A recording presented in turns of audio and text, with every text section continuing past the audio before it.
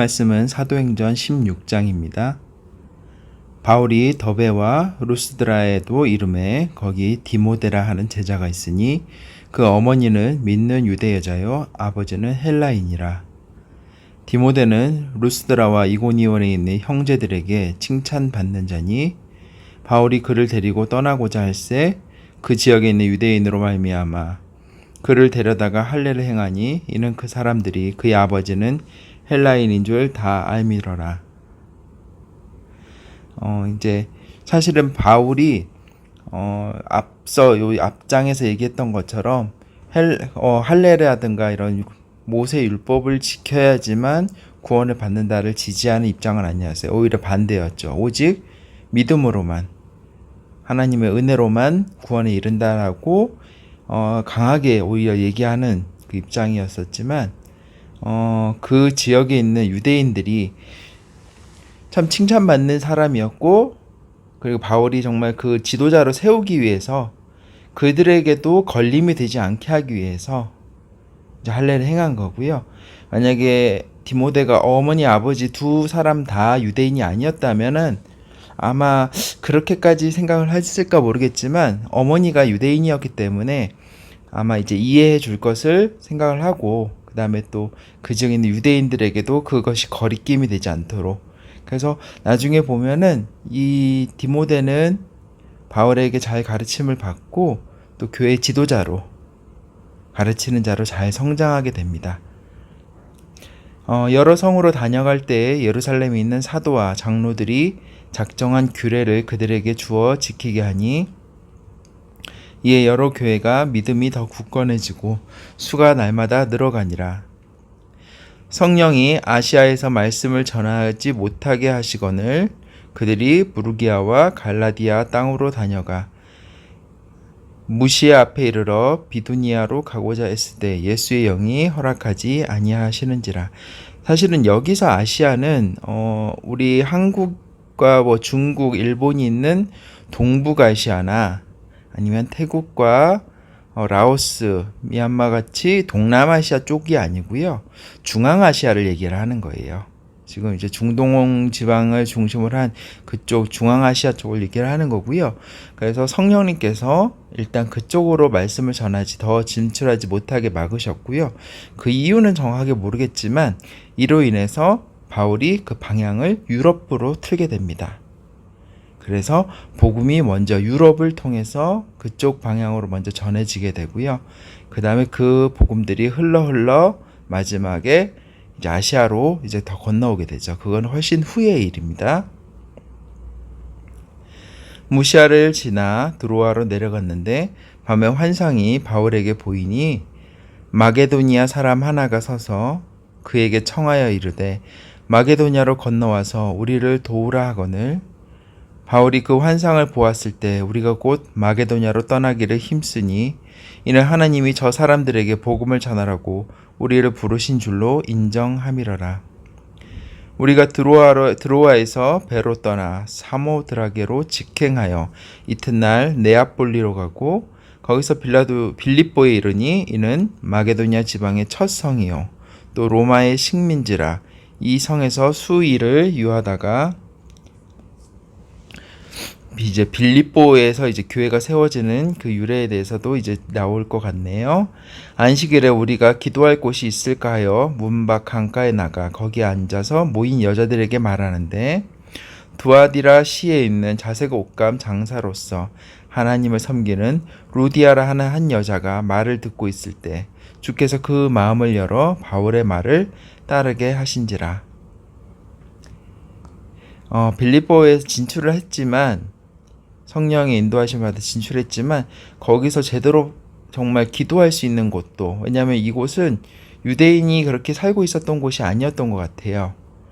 보통은 바울이나 바나바가 갔던 곳마다 유대인의 커뮤니티가 있었고, 그 얘기는 뭐냐면 유대인의 커뮤니티가 있는 곳에는 항상 유대인의 회당이 있었어요. 그래서 그 회당을 중심으로 말씀을 전했고 기도를 했는데 여기는 그런 곳이 없었던 것 같아요. 정말 더 이방의 땅이었던 거죠. 그런데 성령님께서 루디아라고 하는 이 여자의 마음을 바꿔서 바울의 말을 따르게 하셨어요.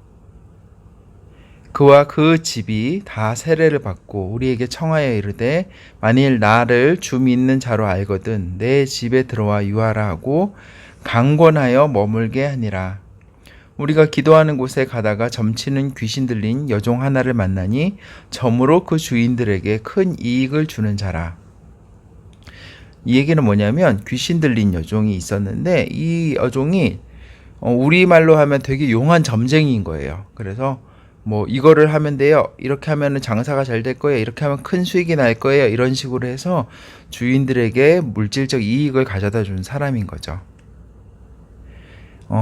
마귀는 공중 권세 잡은 자, 즉 이 땅에서 이 세상에서의 권세를 잡고 있고 영적인 존재이기 때문에 우리 사람이 알지 못하는 것들을 알고 그들은 보고 알 수 있고, 그래서 정말 용한 점쟁이들은 그 사람의 과거라든가 현재 일들을 얘기해 줄 수가 있어요.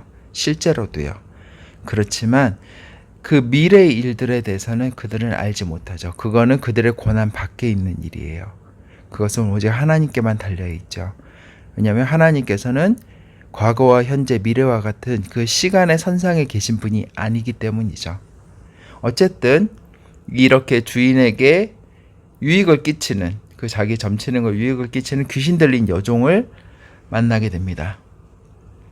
그가 바울과 우리를 따라와 소리질러 이르되, 이 사람들은 지극히 높은 하나님의 종으로서, 바울과 우리라는 거 보니까 이 사도행전의 저자인 누가도 이 자리에 같이 있었던 것 같아요. 그래서 바울과 누가의 일행들이 가는 길, 기도하러 가는 길에 계속 따라오면서 소리를 지른 거죠. 이 사람들은 지극히 높은 하나님의 종으로서 구원의 길을 너희에게 전하는 자라 하며, 그래서 사실은 예수님 때도 그랬지만 정말 하나님에 대해서, 그리고 예수님에 대해서, 복음에 대해서 이 마귀는 어느 누구보다도 더 잘 알고 있었어요. 그러나 그들은 그것을 알고만 있는 것 뿐이죠. 그래서 그들을 여러 날을 괴롭게 하고 있어요. 이같이 여러 날을 하는지라 계속 따라다니면서 이 사람들은 지극히 높은 하나님의 종이야, 구원의 길을 너에게 전하는 자야, 계속 이러는 거죠. 바울이 심히 괴로워하여 돌이켜 그 귀신에게 이르되 예수 그리스도의 이름으로 내가 네게 명하노니 그에게서 나오라 하니 귀신이 즉시 나오니라. 예수님께서는 이미 십자가에서 부활하심으로, 십자가의 죽음에서 부활하심으로 이 모든 사망의 권세들, 악한 마귀의 권세들을 이미 이기셨어요. 그렇기 때문에 우리는 예수 그리스도의 이름으로 이렇게 명령하였을 때 귀신도 복종할 수밖에 없습니다. 왜냐하면 예수님의 그 이름이 이미 승리하신 이름이기 때문이에요. 귀신이 즉시 나오니라. 여종의 주인들은 자기의 수익의 소망이 끊어진 것을 보고 이제 더 이상 이 여종이 점을 치지 못하니까 그걸로 인해서 수익을 보던 것을 못하게 되었다는 거죠. 바울과 실라를 붙잡아 장토로 관리들에게 끌어갔다가 상관들 앞에 데리고 가서 말하되 이 사람들이 유대인인데 우리 성을 심히 요란하게 하여 로마 사람인 우리가 받지도 못하고 행하지도 못할 풍속을 전한다 하거늘. 그러니까 여기 로마 식민지 사람들이니까 이제 자기들이 로마 사람이다 이렇게 얘기를 하는 것 같고요. 무리가 일제히 일어나 고발하니 상관들이 옷을 찢어 벗기고 매로 치라 하여 많이 친 후에 옥에 가두고 간수에게 명하여 든든히 지키라 하니, 간수는 감옥을 지키는 사람이죠.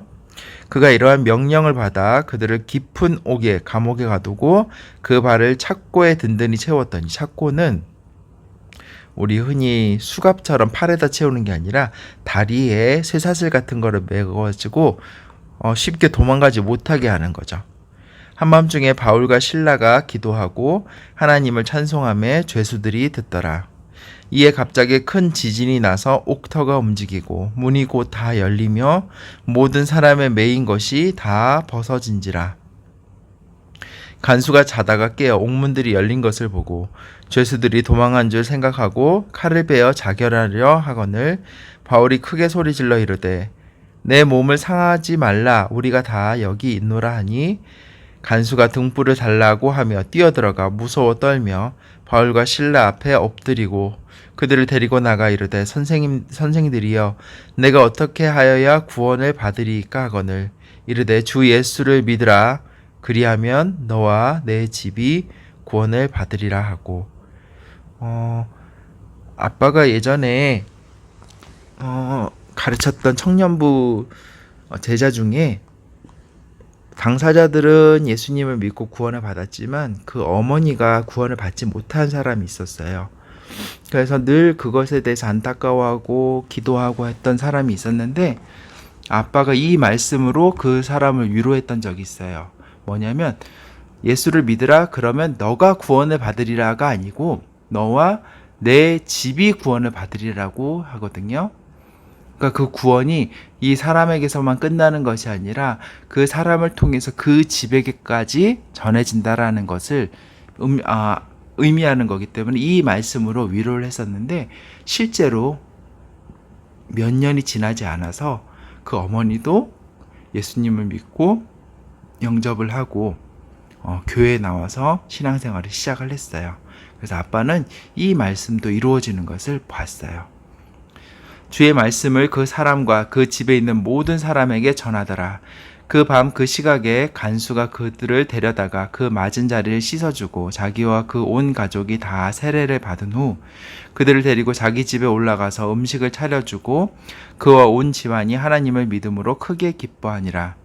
날이 새매 상관들이 부하를 보내어 이 사람들을 놓으라 하니 간수가 그 말대로 바울에게 말하되, 상관들이 사람을 보내어 너희를 놓으라 하였으니 이제는 나가서 평안히 가라 하거늘, 바울이 이르되 로마 사람인 우리를 죄도 정하지 아니하고 공중 앞에서 때리고 옥에 가두었다가 이제는 가만히 내보내고자 하느냐 아니라 그들이 친히 와서 우리를 데리고 나가야 하리라 한데, 왜냐하면 바울은 로마 시민권자였어요. 로마 시민권자는 재판 없이 이렇게 함부로 할 수가 없었거든요. 그 당시 최강대국인 로마 시민권자를 가진 사람은 그렇게 할 수가 없었는데 그렇게 부당하게 대우를 받은 것을 바울이 얘기를 한 거죠. 부하들이 이 말을 상관들에게 보고하니 그들이 로마 사람이라 하는 그 말을 듣고 두려워하여 와서 권하여 데리고 나가 그 성에서 떠나기를 청하매니 두 사람이 옥에서 나와 루디아의 집에 들어가서 형제들을 만나보고 위로하고 가니라. 아멘. 오늘은 여기까지 하겠습니다.